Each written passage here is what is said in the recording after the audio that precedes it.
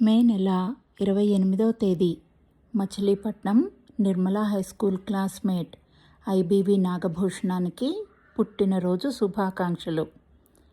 శివశంకరి అంటూ ఆర్ద్రతతో ఆలపించాడంటే 5 ముఖాలవాడి ఇలవేలుపుని ఇలపైకి రప్పించగలడు.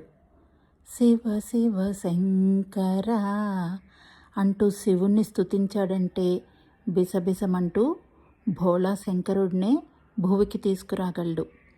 వినరో భాగ్యము అంటూ విష్ణు కథని గానం చేశాడంటే విశ్వక్సేనుడైన వైకుంఠవాసుడినే వశం చేసుకోగలడు.